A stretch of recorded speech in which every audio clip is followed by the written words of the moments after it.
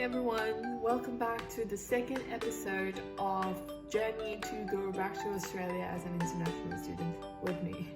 So recently in my last video I sent a query email concerning this arrivals program and showing my expression of interest in this program. And following that, the university sent me a link of a webinar exclusively for prospect students that are interested in studying in person and joining this arrivals program. So the information provided in that webinar, despite the condition right now still being very fluctuating and Australia has just started to open up their borders again to international students, it was very informative, and I think it answers a lot of questions that many of us international students stranded overseas has. So what I'll do in this video is I'll actually try to summarize all of the key points in that seminar, not all of them are important, and I'll try to structure it in a way that goes in the direction of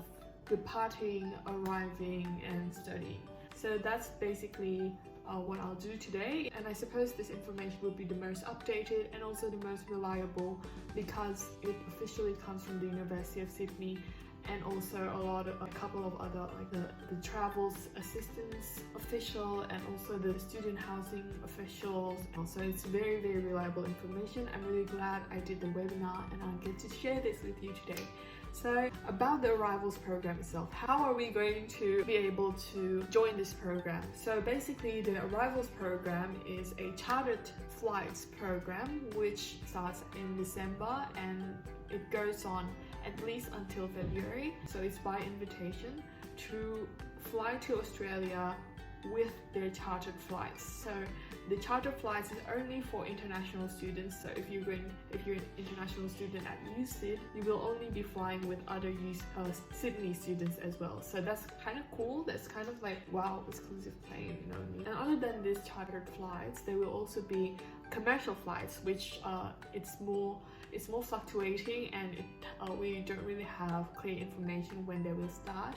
So I'm not going to go there, but basically it's the same. This is just a different plane that you will be getting in. For the chartered flights, you will be given an 8 weeks notice for 2 types of tickets. So you're going to get either a confirmed ticket or a standby ticket.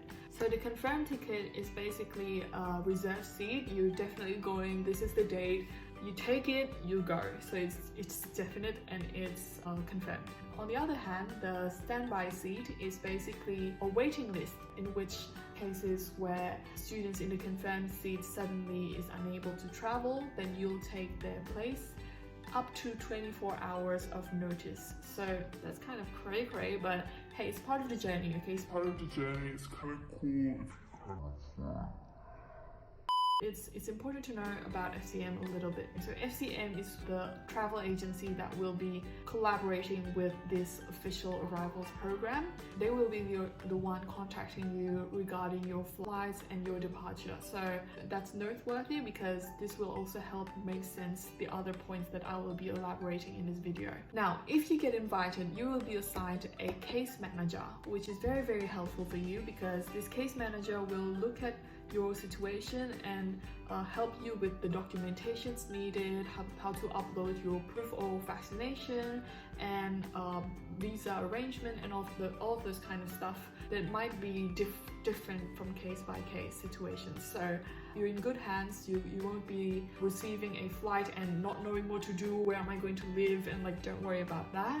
And another advantage of this arrivals program is you're going to get a standardized pricing for the flights. So even if you get a 24-hour notice, you will have to pay for your flights, but it wouldn't be a crazy amount of money like, or you're going to pay like what commercial flights do usually range really widely of if you book a flight 8 weeks before and 24 hours before, but this is standardized, so you don't have to worry about that, and the pricing will be contacted by FCM as well. Or you can also look at the price in the FCM website, which I will be linking down below. Okay, so next is probably the most intriguing questions for us students who are really longing to just go study in person again. Who will be prioritized? Who will get these slots in this cool exclusive arrivals programs? This is where FCM plays an important role. Remember my previous video when I filled out the expression of interest form?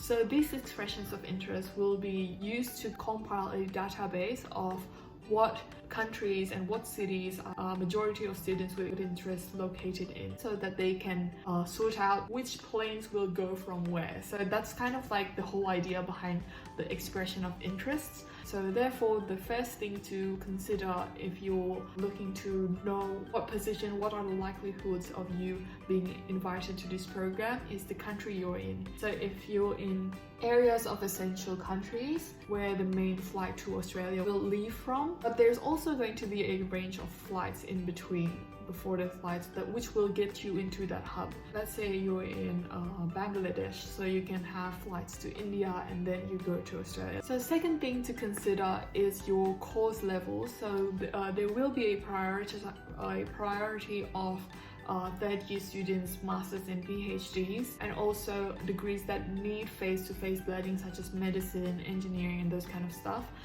But then again, they said in the webinar that USYD doesn't really have any control over which degree will get which priority. That will be answered in the frequently asked questions soon. If you already have a Canvas account, all of the information will be there, even the recording of the webinar, which will be open on the 18th of November. So it's 10 days after this, you will be able to access all of the information that I'm giving you today. But if you're watching this video, congratulations, you're one of the exclusive people who gets to get the information ahead. Doesn't really matter. Anyways, that is visa. So they will prioritize students with visa ready status. So they really suggest that we organize our visa right as soon as possible, because there's very limited amount of seats, and we can understand how they want to minimize any sort of uncertainty, so that more people will get confirmed seats rather than the standby seats. So that makes sense. If you have any other queries that you need to get to be answered, there is a link that I will link down below. If you're a USYD student, you'll be able to access that link. But like I said, all of the information that you need will be available on the Canvas module, which will open 18th of November. So in the meantime, just watch this video. Okay, next, let's say perfect world, you got invited, you got a confirmed seat, you fly and then you arrive in Sydney. Now we'll have to talk about the quarantine housing. Sydney will cover your quarantine costs, standard quarantine package, not the luxury quarantine or anything. Yes, even if you're fully vaccinated with a TGA approved vaccine, more information about the TGA is in this video. You still will need to quarantine for 14 days. So if you arrive on Monday, you'll have to quarantine until Sunday the week after. And you will get tested, and if during quarantine you suddenly test positive, you'll be transferred to a different quarantine facility with treatments and stuff. How will things go during quarantine, and what is this quarantine experience, right? So first of all, amenities will be provided in the quarantine facility in Scape. A student accommodation is a very, very good facility, and your sheets will be changed after 1 week, so in the middle of your quarantine. But your clothes, they will not wash them for you, so you have to pay for your own laundry or you have to wash it yourself. And how about food? Food will be delivered to the front of your door, so you'll hear a knock and then you'll just have to open the door and nobody's there, it's just the food. So you're just going to have to adjust with that routine. There will be vegan and vegetarian and halal options as well, so you don't have to worry about that. After 2 weeks, this is the fun part. Hi again. So as I'm editing this video, I think it's best to split the video into two, so just so I can finish this part and just upload it first, so that you can get information as quickly as possible, because I know that a lot of people has been very eager to know an update from an official and reliable source. So that's what I'm going to do. The next video, part 2, I'll be putting it here if it's uploaded already as you're watching this. We'll be covering what happens after quarantine, so including housing and studies and enrollments, and also the frequently asked questions, the important stuff. Yeah, see you guys in part 2, and wish me luck to edit the video as quick as possible so you guys can watch it. Bye!